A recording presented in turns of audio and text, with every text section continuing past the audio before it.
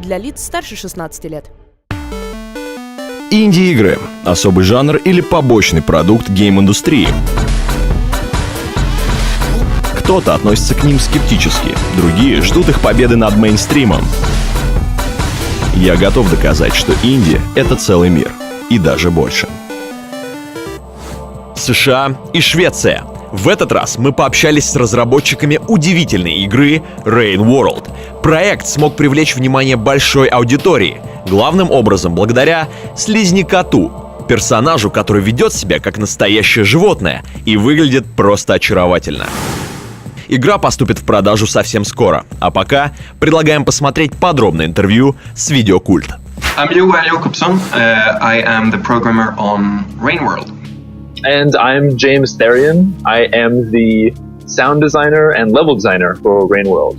It started out with me just doing this little project in my dorm room in university, and then I started posting to a devlog on a forum called TigSource, which is for, what is it for, James? The Independent Gaming Games Forum. Source. Yeah. Yeah, exactly. And I had a devlog there running for a few months, and then James contacted me. And you know the story better from there. I do, yeah. I had been, I'd done a number of game soundtracks as a musician, using kind of TigSource as a way to get in contact with people whose projects I found were interesting. And I saw Jor's little project. At the time it was called Maze Runner, and it was very cute. And I had dreams about it. I loved it so much. I saw it visually, and it appealed to me very strongly. This little Slugcat character, this guy right here. And I felt very strongly about it to the point where I was having nightmares that someone else did the music and the sound design for it, and that it was bad. And so I woke up one night and I was like, I have to end this. So I wrote to Jor and I said, like, I have to do the music for your game. I sent him, I think, 12 examples of music beforehand, like a maniac. And thankfully he liked it. So, Stalker behavior. Yeah, exactly. I don't know if I recommend anyone else to use that method, but it worked in this case. Me personally, I am a graphic designer, but I don't have too much professional background in that because I started doing Rain World very soon after finishing school. And James? I am a musician and sound designer. I had done 11 games before Rain World, but this is definitely the biggest. So I think we grew together. We were pretty naive. When we were doing the Kickstarter, we had a game that was not finished, but it was in kind of final stages. We felt like the game was there, everything was solid. So when we did the first Kickstarter, we kind of just thought like, oh, we'll take a couple of months, we'll wrap everything up, and we'll just send it out. And like naive young children that we were, but we vastly underestimated the appeal of the game. I think when we did the Kickstarter, there's a tremendous amount of interest, not only from fans but also from publishers. So basically, we had this opportunity to make something really special, we thought. And so years and years later, half a decade later, here we are.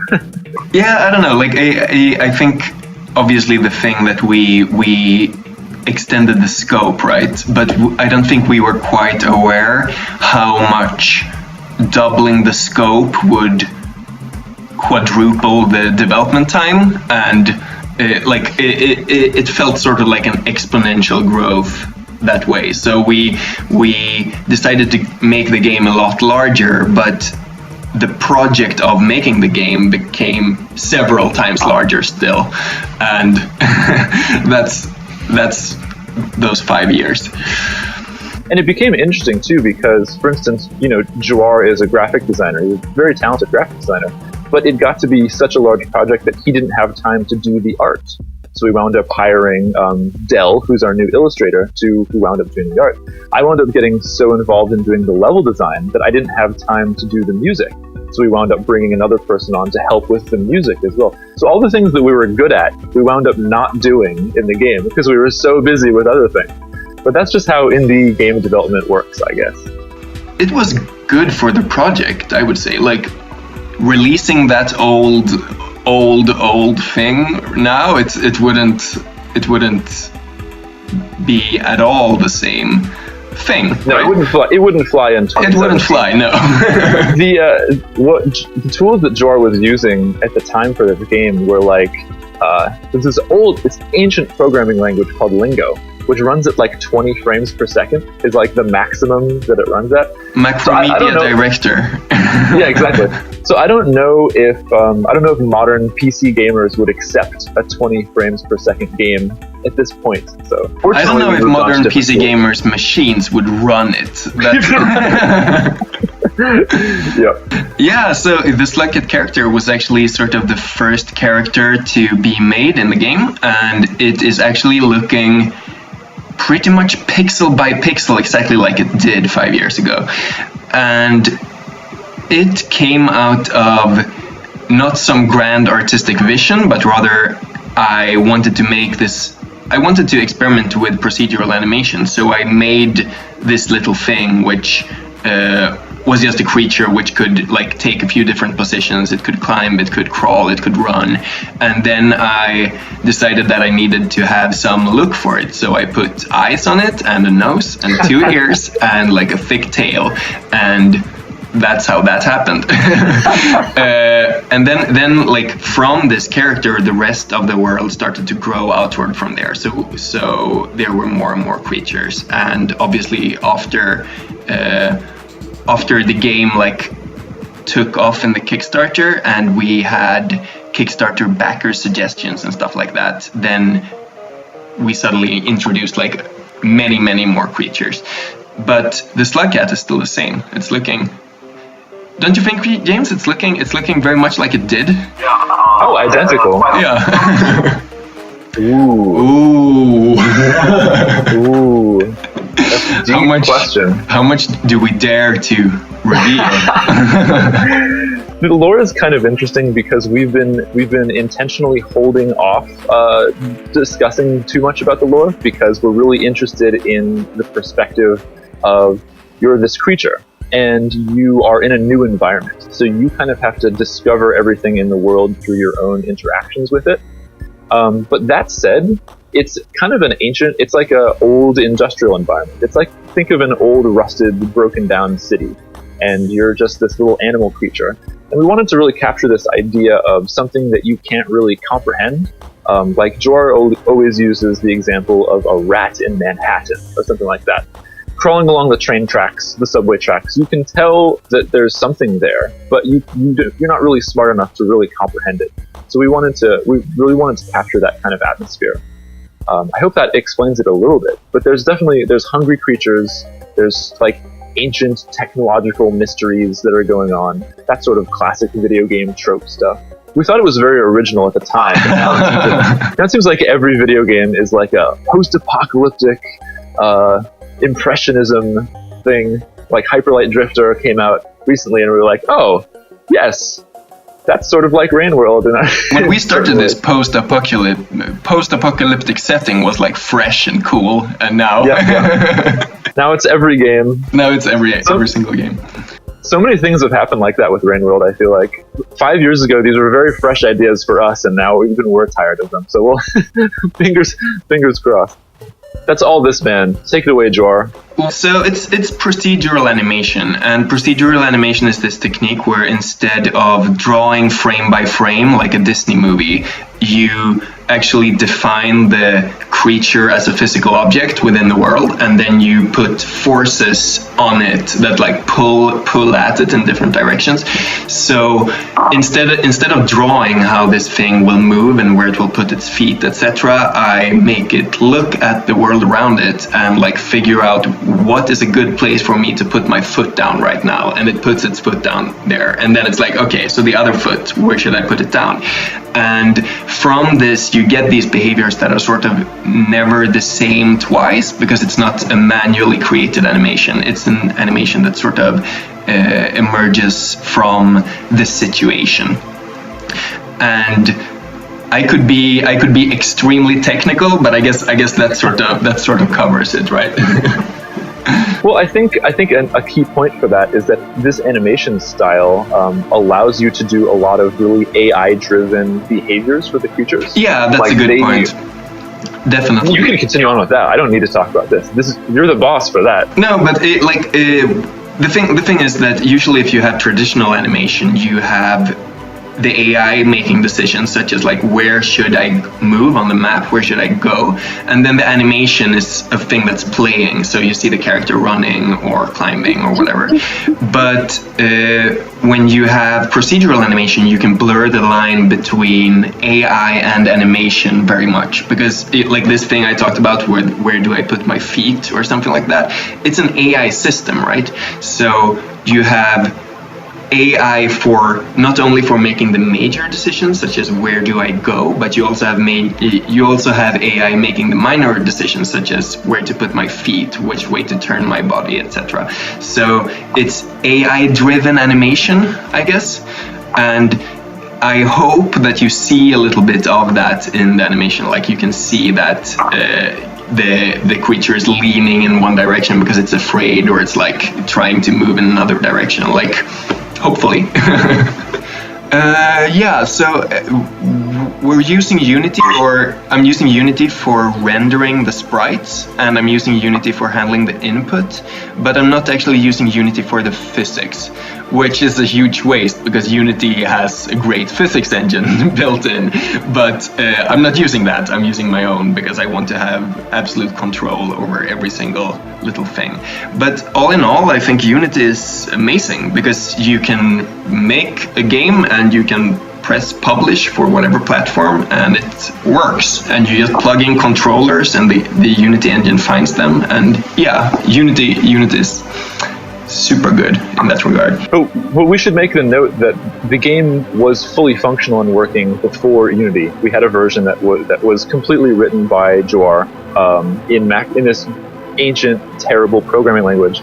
But we had to import it into Unity, which took a year of porting, so it could run on modern machines. But now we're kind of reaping the benefits of that. So.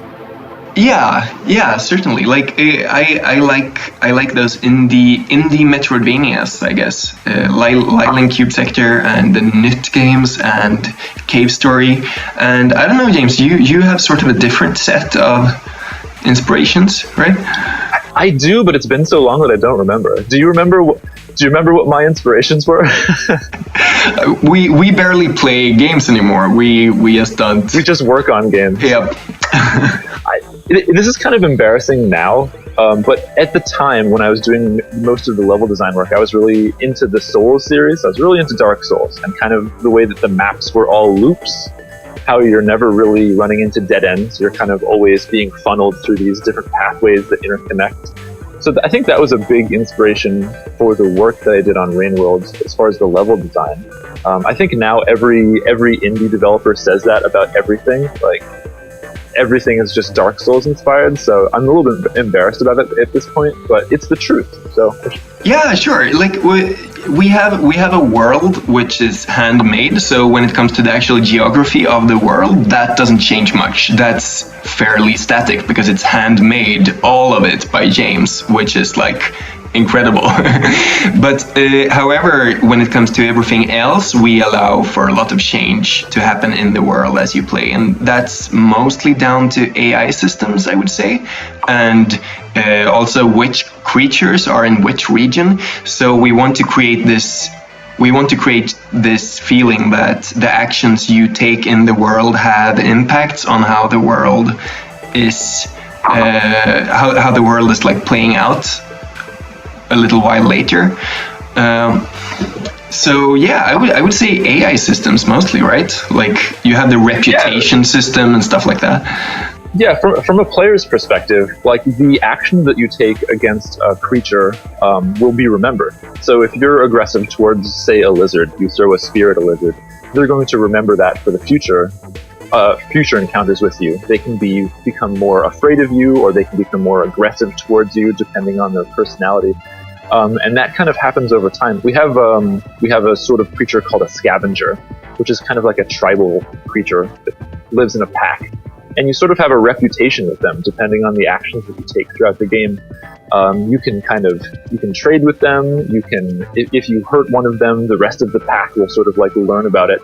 And so over time you can sort of befriend this tribe, or the tribe can become very antagonistic towards you and kind of chase you down as a mob, a hit squad. So there's a lot of those sort of things happening. And depending on how you play the game world becomes more or less dangerous towards you, depending on how you have progressed, I guess. So I've been overseeing the QA testing, and it's like 20-ish hours. I think I can beat it straight through in around 8, and that's skipping regions that are unnecessary and being the creator. And being the creator of it. Yeah, exactly. But I think it's around 20 hours, and there's quite a bit of post-game depth as well. If you really want to learn about the lore of the game, I think you can spend a lot of time in it if you wanted to. There's lots of scattered lore bits and pieces around to piece together, so we'll see. I don't know. But that's an interesting one. I'll take that one since I did most of the business stuff. So Steve G is he's the biz dev for Adult Swim Games, and he's a huge indie games fan. So he was actually following our work. He was following Joar's work on TigSource, but Joar doesn't have any contact information posted anywhere. Smart move. Right. So Steve from Adult Swim had been trying to get in contact with him, but couldn't find an email address anywhere. So when we did the Kickstarter, he emailed me almost immediately, like right when it went up, maybe an hour after it went up, before we had much money. And he was like, "Hey, I'm so glad to finally have contact for you. Whatever you guys need, let me know. Like, see how the Kickstarter goes, whatever." So the Kickstarter got a bunch of hype, lots of media attention, and we had a bunch of interest from a number of different publishers. But at the end, we wound up going with Adult Swim because they were interested from the start. They had been following the project for a long time, and they gave us complete creative control, which is really, I think, special for us weirdo art types. So so far so good. I mean, we've had a really good relationship with them. Yeah, they tell us when something's really bad, and that's good. That's good information to have. Yeah, they'll be like, "This isn't quite working. You should rethink it." And I think it's important to have an adult in the room sometimes.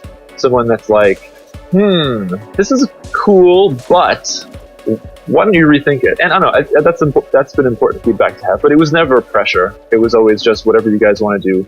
Pursue your dream, and we'll help you out. So, yes. Thumbs up, Adult Swim. Big fans. We're done. The game is done. Yeah. We're just waiting. We're waiting for the green light from Sony and a couple of the other publishing platforms to give us like a proper release date. So we're just kind of idling around doing interviews and stuff like that. So it's been a lot of work. It's been years of like 18-hour days and no breaks ever.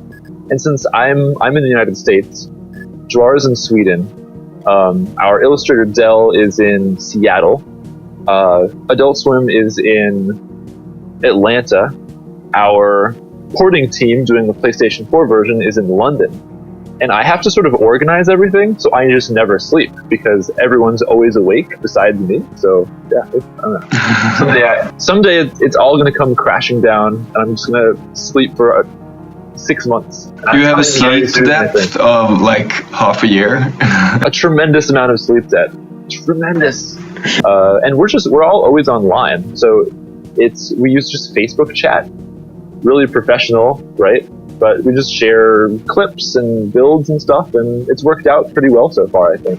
Rainworld is made 100% office free, right? Like no part of it has been made in an actual office. More of it was made in a goat shed in Ghana than in an office. Yeah. Correct. South Korea. And countless coffee shops all over. Thailand. It's been all over the place, all over the world. So. Yep. Right now it's PC first on Steam. I think we're looking into a couple other PC platforms as well, and for PlayStation 4. Those are the initial releases. I'm not sure. I would like to. I think the game translates really well to a portable system. And the Switch is nice because its screen is exactly the aspect ratio that we made the game in, so that's nice and convenient. rather than with the Vita or something like that, where we'd have to adjust the scale of everything. So Adult Swim's doing some other Switch games right now, and so I think we'll look into that. No promises to anyone out there, any fanboys out there, but we definitely want to look into that. We'll help out Nintendo. They need it. We will gracefully extend our hand. We'll do what's necessary to make those guys into a big company, I guess. Excellent. Thank you very much, guys. I appreciate it. Thank you for having us. Reach out to the fans in Russia. До свидания, Gamanoid. He lives like across the street from you guys. Like he should. Why don't you speak Russian? You should have some knowledge of Russian. I feel like you can throw a rock and hit Russia from Sweden. What fate a Slugcat? Prey or predator? As the old world died, a new ecosystem evolves. In a land where even rain can kill. Each creature struggles for its own survival. Slugcat journeys alone. It's a search for shelter. A search for answers. A search for hope. What fate a Slugcat